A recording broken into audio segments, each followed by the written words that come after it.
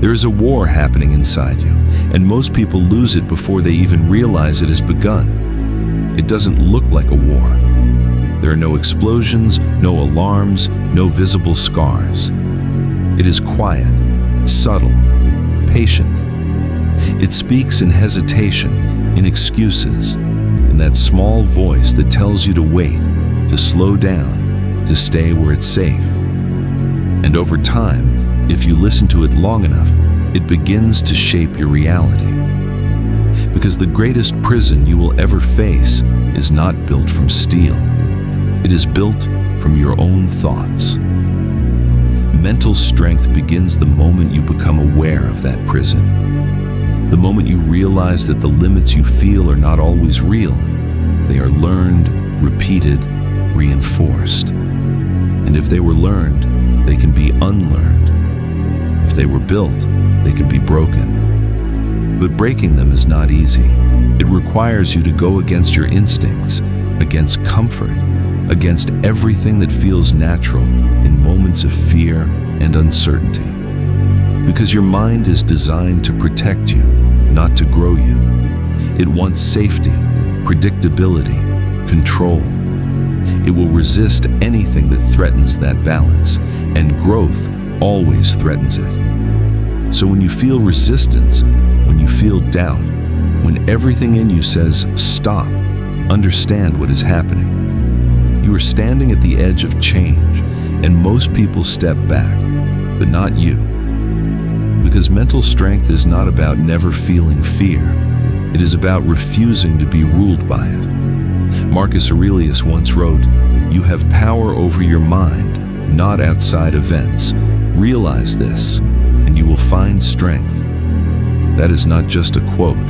That is a responsibility. You cannot control outcomes. You cannot control how others act, what they say, or what they believe about you. You cannot control timing, luck, or circumstance, but you can control your response. You can control your effort. You can control your standards. And that is enough. Because a person who masters their mind becomes unstoppable, not because life gets easier, but because they become harder to break. Think about how many times you have waited to feel ready. How many times you told yourself you needed more time, more confidence, more certainty. But readiness is a lie. It is a moving target that keeps you stuck exactly where you are. You don't become ready and then act. You act, and then you become ready.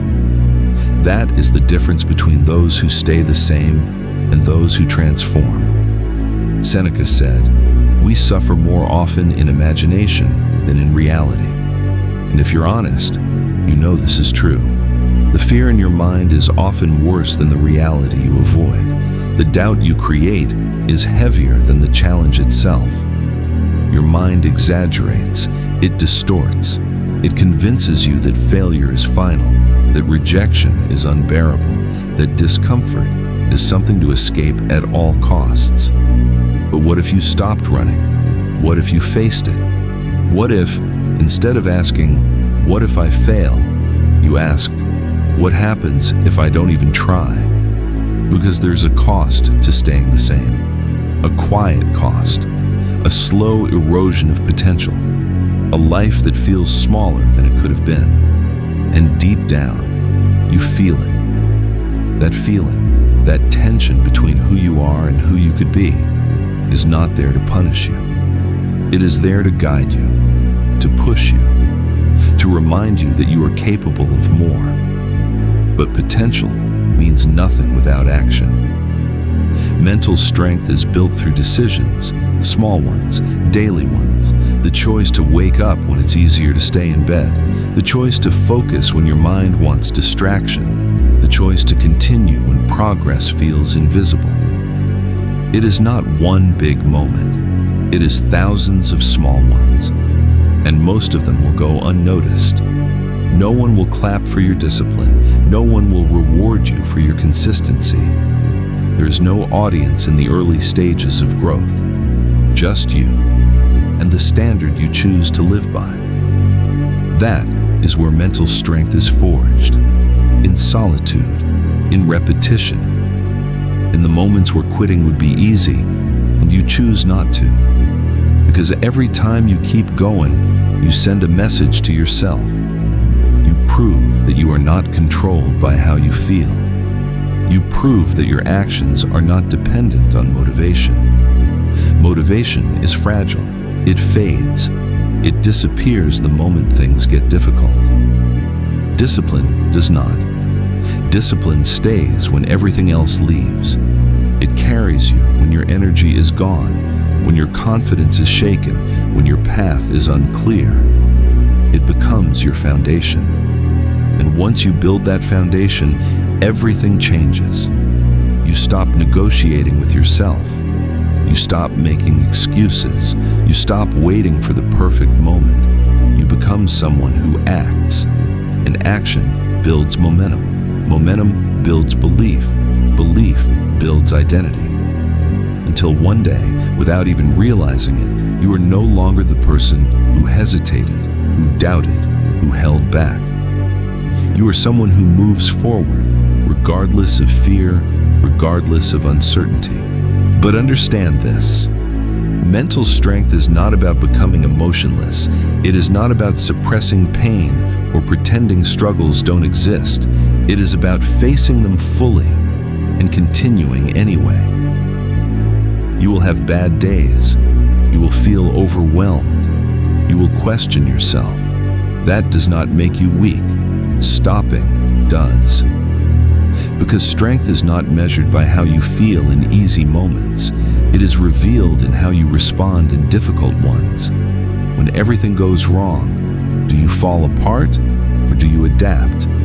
When you fail, do you retreat or do you learn? When progress is slow, do you quit or do you persist? These are the questions that define you, and the answers are not given, they are earned. So when the pressure builds, when the doubt creeps in, when that voice in your head tells you to stop, listen carefully, and then choose differently. Choose to take one more step.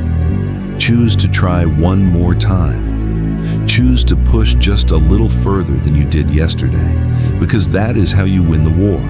Not in one moment, not in one decision, but in a series of choices that over time transform who you are. You don't wake up mentally strong. You become it through struggle, through discipline, through the refusal to stay the same. And one day when life tests you, and it will, you will not break.